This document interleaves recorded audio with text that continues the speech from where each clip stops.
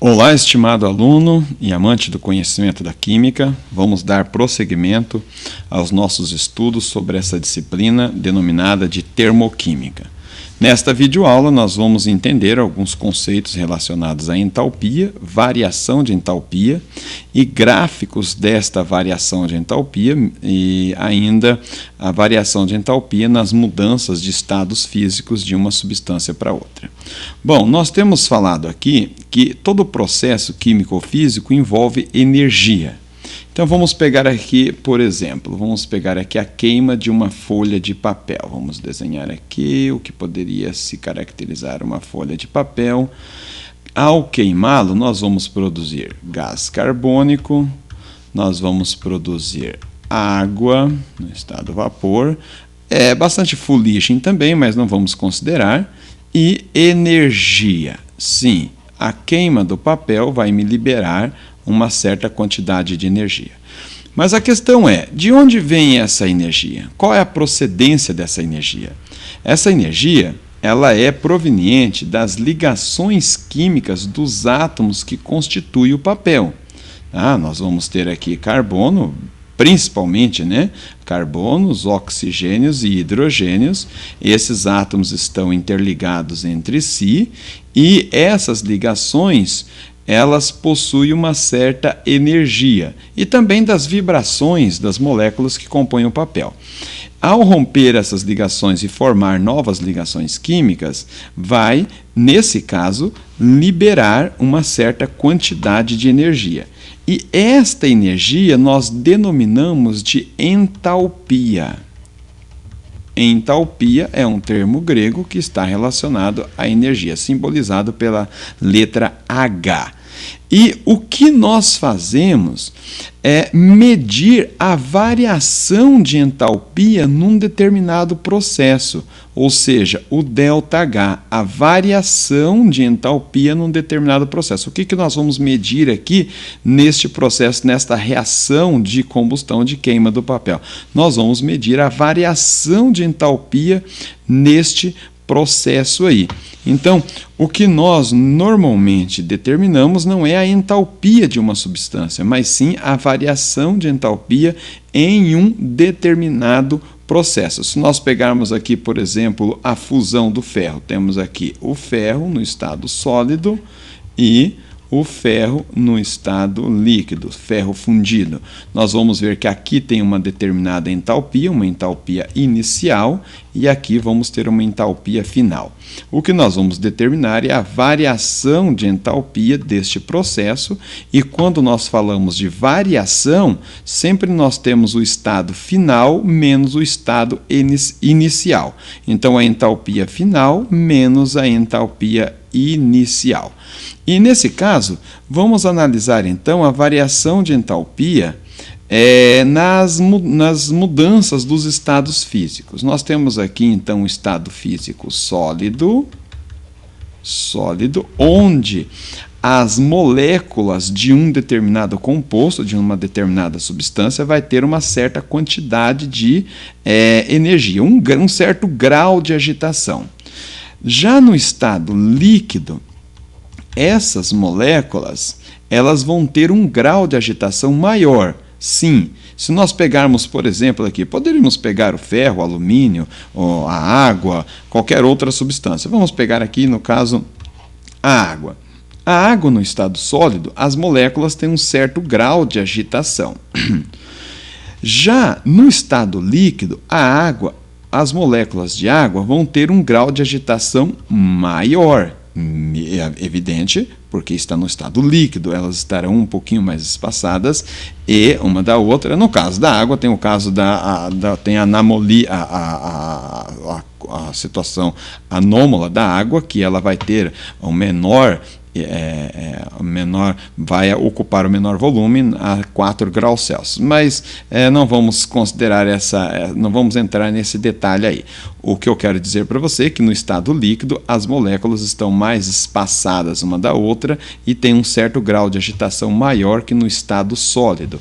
Já no estado gasoso, gasoso, as moléculas vão ter um grau de agitação maior do que no estado líquido. Então, observe o seguinte: uma substância, para ela sair do estado sólido e vir para o estado líquido, no processo que nós denominamos de fusão, nós temos que adicionar energia a esse processo. E se a substância está no estado líquido e ela quer passar para o estado gasoso, esse processo é chamado ebulição, nós temos que também adicionar energia a essa substância ou a esse sistema. Então, observe o seguinte: quando uma substância está passando do estado sólido para líquido e do líquido para o gasoso, nós temos um processo denominado de endotérmico. Endotérmico, que eu já defini em aulas anteriores, são processos que absorvem energia para ocorrer. Endo é um prefixo grego que indica para dentro, interno. Térmico está relacionado à energia.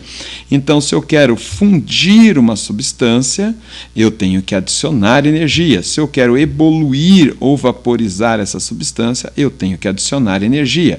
E se uma substância está no estado gasoso e eu quero liquefazer ou condensar a água, ou então um gás, liquefazer esse gás, por exemplo, pegar o gás carbônico e liquefazer ele, eu tenho que retirar energia dele.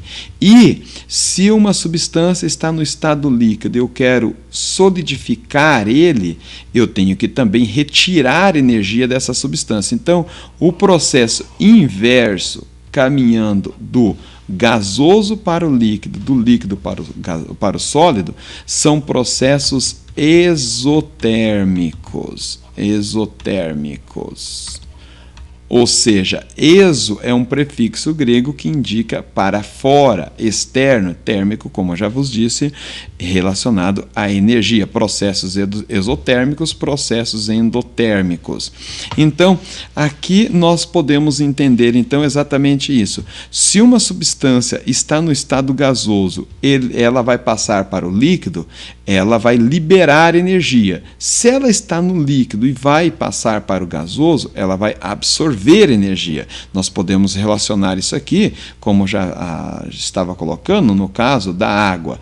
Se nós temos a água no estado líquido, para congelar a água, para solidificar a água, eu tenho que colocar no congelador e o congelador vai retirar energia da água líquida até solidificá-la. Agora, se eu tenho a água líquida e quero evoluir ela, eu quero ferver, eu tenho que aquecer ela, eu tenho que injetar energia, um processo endotérmico.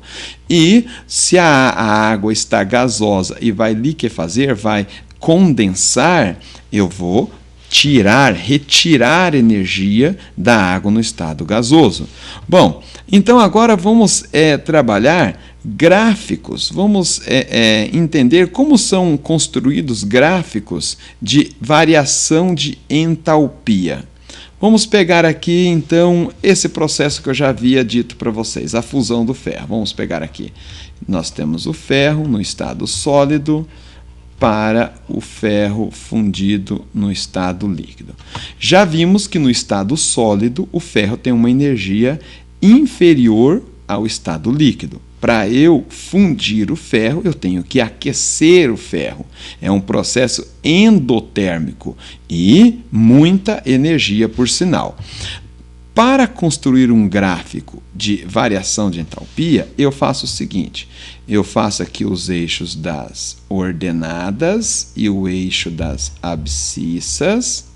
Aqui no eixo das ordenadas, eu vou colocar energia, normalmente em quilocalorias ou quilojoules por mol, sucessivamente aí, tá? Não vem ao caso a unidade aqui, mas normalmente é colocado quilojoules por mol. Aqui nesse eixo colocamos energia e aqui colocamos o caminho da reação, caminho da reação, do processo da reação. Bom, então, nesse eixo das ordenadas está a energia. Quanto mais alto, mais energia possui o sistema ou a substância. Quanto mais baixo, menos energia possui o sistema ou a substância. Então, eu vou colocar o ferro no estado sólido. Claro que eu não vou colocá-lo aqui em cima. Eu vou colocá-lo embaixo, tá? E o processo se inicia no ferro sólido. Então, eu vou colocar aqui o ferro no estado sólido e o ferro no estado líquido acima, com nível de energia acima, porque líquido ele tem mais energia que sólido, vou colocá-lo aqui. E o processo está acontecendo, a reação está caminhando nesse sentido. Então, eu vou ter o ferro fundido mais ou menos para cá, não junto aqui, porque o processo não é instantâneo, o processo leva um certo tempo, então por isso que ele está para cá. Então, aqui, ó, para vir desse estado para este estado, veja que eu estou subindo, eu estou escalando, eu estou absorvendo energia. Então, aqui eu vou ter uma absorção de energia, ou seja, um processo endotérmico. Observa aqui. Então, nos gráficos de variação de entalpia, quando ele é crescente, quando o gráfico é crescente, o processo é endotérmico e ocorre uma absorção de energia. O que não acontece quando nós temos o inverso, o oposto. Vamos pegar aqui, por exemplo, a água. Vamos pegar aqui a água no estado vapor. E nós vamos condensar a água para o estado líquido. Então, lembre-se que no estado gasoso a água tem uma certa energia, no estado líquido uma energia inferior, uma energia menor. Então, vamos colocar aqui o eixo das ordenadas e aqui o eixo do caminho da reação química. Energia e aqui caminho da reação química. Caminho da reação. Tá, abreviei aqui. Então, a água no estado vapor tem mais energia que a água no estado líquido. Então, eu vou colocar a água no estado vapor aqui acima, água no estado vapor e a água no estado líquido abaixo, porque tem uma energia inferior. E o processo está acontecendo e está caminhando neste sentido. Então, eu vou colocar aqui água no estado líquido. Observe que o gráfico é decrescente, porque neste caso está acontecendo uma liberação de energia. E o processo que libera energia é um processo exotérmico. Isso aqui vai ser importante para vocês. Então, quando vocês virem um gráfico de variação de entalpia, quando ele é decrescente, você já sabe que ele é um processo exotérmico. Se você ver um gráfico crescente, você já sabe que é um processo endotérmico. Bom, um processo endotérmico, então nós vamos ter variação de entalpia maior que zero, positivo, porque, vamos aqui, só para você ter uma ideia, digamos que aqui nós temos a entalpia equivalente a 50 kJ por mol, e aqui nós temos aqui 500 kJ por mol. Então, vamos só para você analisar esse detalhe aqui da variação de entalpia. Então, a variação de entalpia seria entalpia final menos entalpia inicial. O processo se inicia aqui, a entalpia inicial está aqui. Então, a entalpia final vai estar aqui. aqui, porque ele termina aqui.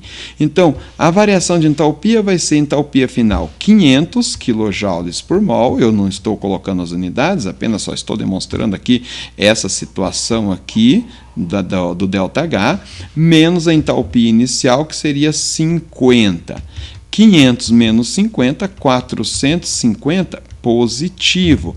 Então, quando o processo é endotérmico, a absorção de energia, a variação de entalpia vai ser positivo, vai ser maior do que zero. Agora vamos pegar esta situação. Digamos que a água no estado líquido tenha 10 kJ por mol, somente para critério de exemplo, não são esses valores. Eu não lembro de cabeça aqui agora e não vou parar o vídeo para pesquisar esses valores aqui, tá? Então, só para mostrar aqui o ΔH nas situações endotérmica e exotérmica. Digamos que aqui tenha 90 kJ por mol. Então, a variação de entalpia vai ser entalpia final e menos entalpia inicial. Então, o processo se inicia aqui e termina aqui. Observe. Então, a entalpia final é 10 kJ por mol e a entalpia inicial 90 kJ por mol. Ou seja, o valor numérico vai ser menos 80. Quando o processo é exotérmico, a variação de entalpia é menor que zero, é negativo. Isso é importante para você poder resolver e responder algumas questões na sequência aí. Eu separei aqui alguns exercícios para nós podermos trabalhar. Então, vamos pegar aqui.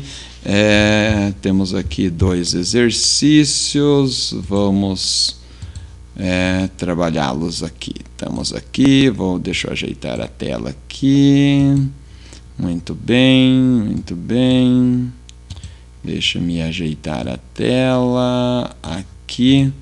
Tá legal, isso aí. Então, vamos resolver esses exercícios aqui. Exercício número 1. Construa um gráfico de variação de entalpia que represente a reação química de combustão do carvão no estado alotrópico grafita. Bom, então nós temos aqui a combustão do carvão. Tá? Então, temos o carvão no estado sólido, mais o gás oxigênio produzindo gás carbônico. Apenas o gás carbônico. Esta é a reação química de combustão do carbono no estado alotrópico grafita, considerando que temos apenas, pura e exclusivamente, carbono.